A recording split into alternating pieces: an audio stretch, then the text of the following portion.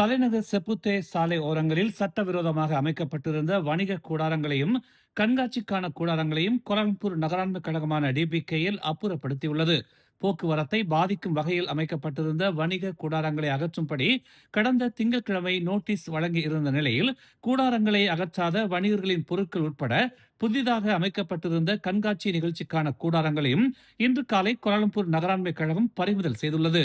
செப்புத்தவில் உள்ள ஜலான் கூச்சாய் மாஜு சாலையில் அதிகமான வாகன நெரிசல் ஏற்படுவதற்கு முதன்மை காரணமாக இந்த சாலையோர வணிக கடைகள் இருப்பது தெரிய வந்துள்ளதாகவும் வணிகர்களுக்காக ஒதுக்கப்பட்டிருக்கும் பிரத்யேக வணிக தளத்தில் கூடாரங்களை அமைக்கவும் டிபிகேஎல் இலகுவாக்கி இருப்பதால் வணிகர்கள் அவர்களுக்கான வணிக தளங்களை பயன்படுத்தும்படி வலியுறுத்தப்பட்டுள்ளது. தற்காலிக நிகழ்ச்சிகள் கண்காட்சிகள் நடத்த முன் அனுமதியும் பெற வேண்டும் என்றும் பறிமுதல் செய்யப்பட்ட பொருட்களை அபராதம் செலுத்தி மீண்டும் பெற்றுக்கொள்ளும்படியும் வணிக உரிமையாளர்களுக்கு டிபிகேஎல் வலியுறுத்தியுள்ளது. பரிசான் கூட்டணியில் மக்கள் சக்தி, பிபிபி, கிம்மா ஆகிய கட்சிகள் இணைவதை மஇக ஏற்றுக்கொள்ள வேண்டும் என்று மக்கள் சக்தி கட்சியின் தலைவர் தனேந்திரன் வலியுறுத்தியுள்ளார். கடந்த வாரம் பிபிபி கட்சியை பரிசான் உறுப்பு கட்சியாக ஏற்றுக்கொண்டதாக துணை பிரதமரும் பரிசான் தலைவருமான ஜாகித் ஹமீடி அதிகாரப்பூர்வமாக அறிவித்தார். இதற்கு மஇகவிடமிருந்து கலவையான விமர்சனங்கள் வந்தாலும் மஇகவின் தலைமை பாரிசானில் புதிய கட்சிகள் இணைவதை ஏற்றுக்கொள்வதாக தெரிவித்திருப்பதை தனேந்திரன் சுட்டிக்காட்டினார். மக்கள் கட்சி பரிசானில் இணைவதற்காக கடந்த 14 ஆண்டுகளுக்கும் மேலாக காத்திருக்கிறது. பரிசானுக்கு விசுவாசமாக இருக்கும் பல கட்சிகள் பரிசானில் இணைய விரும்புகிறார்கள்.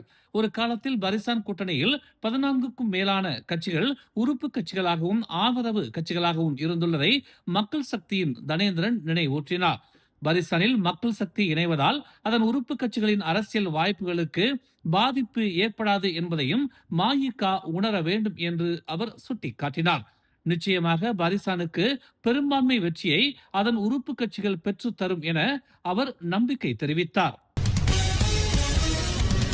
20 வயது மதிக்கத்தக்க ஒருவர் பாதுகாக்கப்பட்ட வன விலங்குகளை தனது வீட்டில் சட்டவிரோதமாக வைத்திருந்தது கண்டுபிடிக்கப்பட்டதை அடுத்து அதிகாரிகளால் அவர் கைது செய்யப்பட்டார். 2010ஆம் ஆண்டு வனவிலங்கு பாதுகாப்பு சட்டத்தின் கீழ் பாதுகாக்கப்பட்ட இனமான 4 முதலை ஸ்னாப்பிங் ஆமைகள் புதன்கிழமை காலை 10:20 மணியளவில் புக்கிட் ரஹ்மான் புத்ராவில் உள்ள அவரது வீட்டில் மேற்கொள்ளப்பட்ட சோதனையின் போது கண்டுபிடிக்கப்பட்டன. சந்தேக நபர் ஒரு பிரபலமான சமூக ஊடக தொழில் முனைவோரின் சகோதரர் என்று அறியப்படுகிறது. செலாஸ் கொரியானோ ரோசான் தலைமையிலான வனவிலங்கு மற்றும் தேசிய பூங்காக்கள் துறையின் அதிகாரிகள் மற்றும் புக்கிட்டமானின் உள்நாட்டு பாதுகாப்பு மற்றும் பொது ஒழுங்கு துறையின் பணியாளர்களுடன் இணைந்து மேற்கொள்ளப்பட்ட இந்நடவடிக்கையில் இந்த அரிய வகை விலங்குகள் மீட்கப்பட்டன. வனவிலங்கு பாதுகாப்பு சட்டம் 2010 கீழ் இந்த வழக்கு விசாரிக்கப்படுகிறது. கைப்பற்றப்பட்ட வன விலங்குகளின் மதிப்பு 20,000 ரிங்கிட் என மதிப்பிடப்பட்டுள்ளது. ஜலான் சங்காட் சமாந்தான் வழியாக இஸ்தானா நெகாராவின் கேட் 2இல் இன்று அதிகாலை ஒரு கார் பாதுகாப்பு தடுப்பு மீது மோதியதில் ஒருவர் கைது செய்யப்பட்டார். அதிகாலை 3:30 மணியளவில் நடந்த இந்த சம்பவத்தில் புக்கிட் டமான்சாராவில் இருந்து பயணித்த 21 வயது மலேசிய நபர் ஓட்டிச் சென்ற டொயோட்டா வியாஸ் சம்பந்தப்பட்டதாக கோலாலம்பூர் போக்குவரத்து விசாரணை மற்றும் அமலாக்கத்துறை தலைவர் ஜம்சூரி இசா தெரிவித்தார். ஓட்டுநருக்கோ அல்லது வேறு எந்த தரப்பினருக்கோ எவ்வித காயமும் ஏற்படவில்லை என்று அவர் கூறினார். இந்த விபத்தில் வாகனத்தின் முன்பக்கம் மின் கம்பம் மற்றும் தடுப்பு வாயில் சேதமடைந்ததாக அவர் ஒரு அறிக்கையில் கூறினார். சிசிடிவி காட்சிகளை மதிப்பாய்வு செய்தல், ஓட்டுநரின் வாக்குமூலத்தை பதிவு செய்தல் மற்றும் மூச்சு பரிசோதனை செய்தல் உள்ளிட்ட விசாரணைகளை போலீசார் சம்பவ இடத்தில் மேற்கொண்டதாக அவர் கூறினார். ஓட்டுநர் குடிபோதையில் இருந்ததும் தெரிய வந்ததாக அவர் தெரிவித்தார். நேற்று இரவு ஷா அலாம் பிரிவு 21இல் உள்ள ஒரு குரியர் சேவை நிறுவன வளாகத்தில் நடந்த சோதனையின் போது பகுதி நேர ஊழியர்கள் எழுப்பிய முக்கிய புகார்களில் சம்பள சீட்டு மற்றும் குறைந்தபட்ச விகிதத்திற்கும் குறைவான ஊதியம் இல்லாதது கண்டறியப்பட்டது. இரவு 8 மணி அளவில் தொடங்கிய இந்த நடவடிக்கை ஸ்லாங்கூர் தொழிலாளர் துறையான JTK ஆல் மேற்கொள்ளப்பட்டது.